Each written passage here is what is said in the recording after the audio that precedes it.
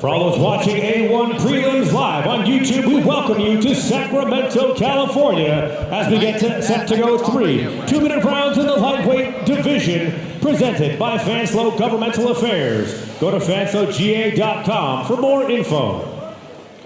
And now introducing first the blue corner, at 6 feet 1 inch tall, his official weight 155.2 pounds, with a record of no wins and 2 losses. Representing Felipe Braguino, BJJ, he fights out of Rancho Cordova, California, Daniel Black.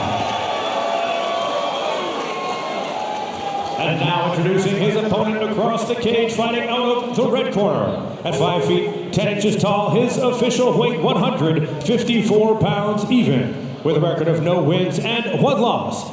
Representing Toro Z Muay Thai, he fights out of Citrus Heights, California, Frederick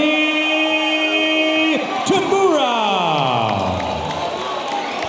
Your referee, Randy Silva. So let me just tell you right now, Chad Shepard, Daniel Black is in the corner, and man, is he jaw-jacking Freddie Tamura. Oh, really? The entire time that Freddie Tamura was being announced, Daniel Black was absolutely going after him verbally. Interesting. It is Daniel Black in the blue trunks with the white trim. The red trunks with the black and white trim belong to Freddie Tamura. Here we go. Tamura starts with a high kick and a teep kick right off the bat. So there's that Muay Thai. He's got to be careful. He's keeping that chin a little high for me, is Tamura. It's always interesting to see, after a guy gets very cocky in the beginning of a fight, how he actually performs after that. Good solid leg kicks from Tamura. He looks a little stiff, good jab. He's putting his hands together well, though. I think he's stung Daniel. Beautiful counter punching by Tamura. Yeah. And I'll tell you what I'd like to see a little bit more of from Daniel Black should they get back to their feet, and that is checking those leg kicks. He's already welted up from just 2 or 3 of those. Yeah, well, Freddie kicks pretty hard. He's actually got pretty heavy legs, man. A lot of his weight is actually in his quads. He's got a pretty good quads. And Tamura told me that he wants to tire out Daniel Black in the first round and try to finish him around the end of the second, early third round. So that's his goal.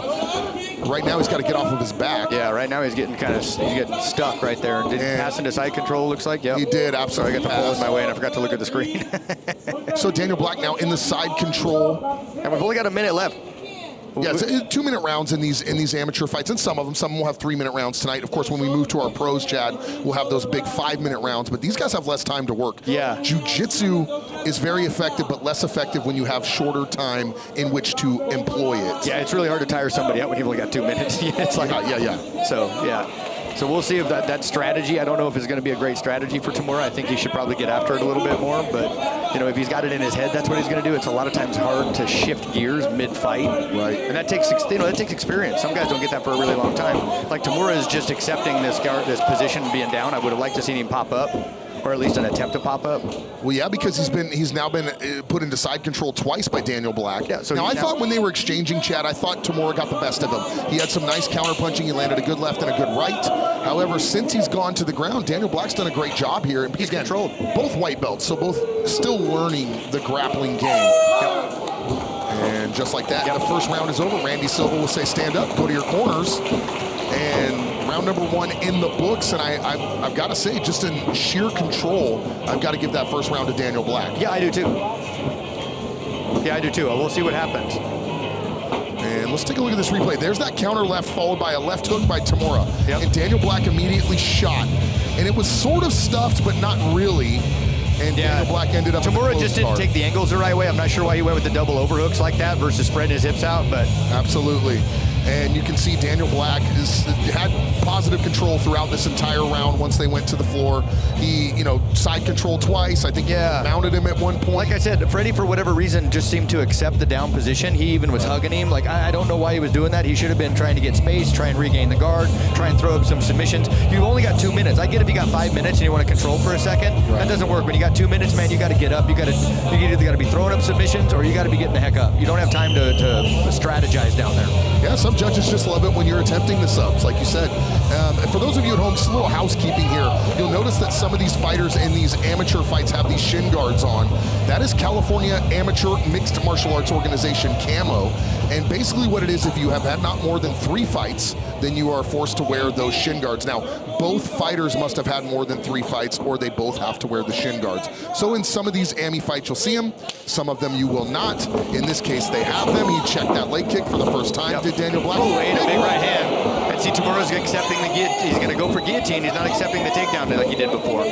Which I like. Yeah, me too. He's already taken an angle, but I think if he's not careful, he's going to get dumped. Throwing those knees, because he obviously wants the takedown. Something's going on here. David Shirley, the head official, is calling Randy Silva over to the cage to tell him something. And he's on the stairs. I don't know what that is. Right now, though, Daniel Black doing more of the same that he did in round 1, which is control from the top.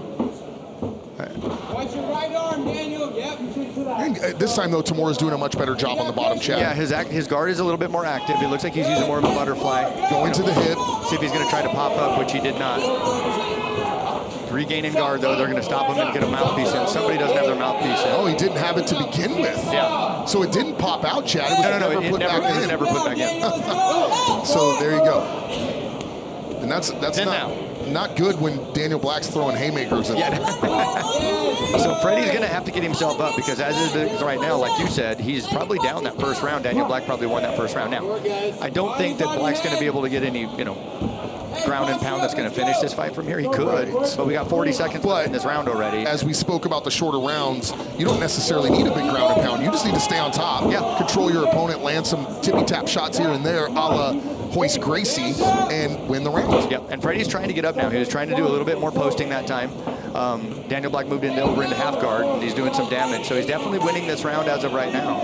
Absolutely. He's controlling the ground game. Freddie is just letting himself get controlled here on the ground. And good job posturing up a little bit from Black. Not a lot of fire in Freddie Tamura here tonight, Chad. I don't know if it's just because Daniel Black has a very good top game, because we don't really know. But at this point, it looks as though he either does, or Freddie Tamura is content to stay in this position and hope to finish him somewhere in that 3rd round. Yeah, I'm not real sure what the strategy is, but his strategy needs to change, because he's now down 2 rounds. Well, he can now no longer win a decision. The most he can hope for is a draw with a 10-8 round. Yeah, and it's going to have to be pretty dominant, and it's going to be what's left in the gas tank. And it can't be he's already shown that the ground game is not where it's going to be. Although we haven't seen Tamura's top game. If he maybe he initiates the takedown, maybe he tries some top game and goes for submissions himself. I don't think with his corner being Mutai Zambrano, I don't think so. Here comes that big right hand of Daniel Black that landed flush. Now, it looked like it did more damage when I saw it the first time, Chad. But when he landed it here in the replay, it didn't look like it did much damage to Tamura. He sort of ate it. But this is what we saw in round 1, and we saw more of in round 2, which is Daniel Black on the top of Freddie Tamura. So, listen, here's the situation that Freddie Tamura is in. It is now go or give up, because he's lost 2 rounds. He's down 2 rounds to none. And here's the deal. You don't have 5 minutes. You don't even have 3 minutes. You have 2 minutes to make something happen in this fight. What he cannot do is submit to that takedown like he's done twice now. I liked what you said at the beginning of round 2, Chad, which was he's actually fighting off the takedown. Yeah. But that did not last long. No, so in my opinion, what Freddie needs to do is he needs to let his hands go, because when he let his hands go in the first round, he landed a solid combination. Yes. So if he can just base out, he needs to abandon, no offense, he needs to abandon his Muay. He needs to abandon those kicks to the leg, because what's happening is it's causing him to not have balance, which is going to give Daniel Black an opportunity to take him down. So he needs to stand his ground, let his hands go, and see if he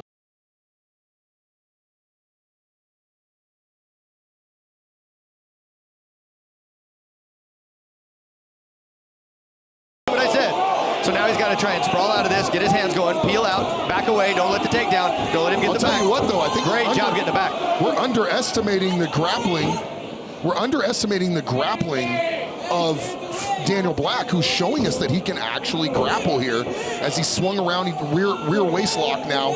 He's got a little high up there, but yeah, he's trying to work that hook in to try and get the takedown. Yes. Tamura needs to step over. There you go. He needs to get those hips out. Don't let him have that angle. There's the takedown all again. done. And barring a miracle here from Tamura working from the bottom and finding a submission, if this fight ends like this, Daniel Black's going to walk away with it 30-27. Yeah. because this is he's been able to hold him down both rounds.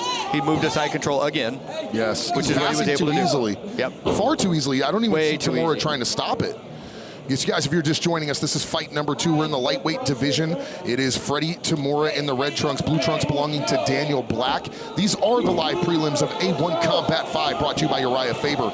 If you guys want to see all the action, stick around the YouTube channel. And once we finish with this prelim card, you can move over to UFC Fight Pass and see the main card, including our big main event here tonight, Creighton versus Reed for the vacant A1 Combat Welterweight Championship. My name is Jim Cooley, at The Voice of Champions on Instagram, along with Chad Shepard at MMA Matchmaker, I believe.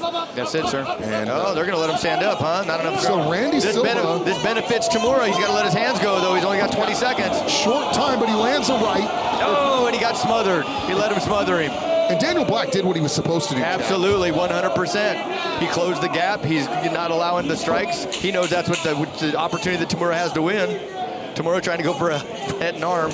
Black does a great job popping his head Black out. looked to climb his back there for a split second, but he's on short time as well. So looking for a takedown. Looked for a little suplex right there, Chad. It wasn't there, and he's got his arms up, and rightfully so. Yeah, he won this fight. I agree. Was it gorgeous? No. Did he do any really spectacular techniques? No. But he did what he needed to do to win this fight. He unlocked the puzzle in round 1, and he continued down the path with round 2 and round 3, and that's all he needed to do to win, Chad. And now he's picked up his first mixed martial arts win here at A1 Combat. I mean, we're not judges, but we got to believe he won this fight. So we'll take a look back at this. He was looking for a Kimura there, was Tamura. Yeah, I think this is in the first round. This may have been in the first or second round. This was definitely the third round. Oh, okay. Definitely the third round, and that was the takedown where he went for the Kimura, and Daniel Black spun him around and took him down. And this is where he finally started employing some defense on the ground to stop Daniel Black from just rolling around on top. This is that last 20 seconds. And there's the big punches. And I don't know if he was looking for a headlock takeover there or what he was trying to do. He should have turned into him, Chad, should Tamura. Yeah, I'm not real sure why he, so, listen, I've got my opinion on this, okay? And my opinion That's why you're here. Yeah, so my opinion on this is that what happened was Freddie Tamura swung his pendulum really far the other direction. He used to do a lot of jiu-jitsu. He swung the pendulum really far to the Muay Thai, and in this particular fight, it bit him in the ass. Because his ground, he wasn't able to get himself up off the ground. He didn't implement a lot of the jiu-jitsu that he knows how to do. I know he knows how to do it. And he went, and his strategy was to just kick, which took him off balance. Absolutely. Let's send it up to Garrett Furtick, the voice of A1 Combat, for the official results. Ladies and gentlemen, after 3 rounds of action in the A1 cage, we go to your judges for the decision. All 3 judges see it the same, 30-27 for your winner by unanimous decision, Daniel Black. Daniel Black, 30-27, and he wins his first MMA fight. Well, it's his third MMA fight, but it's his first win. First win. And it's here at A1 Combat, brought to you by Urijah Faber right now.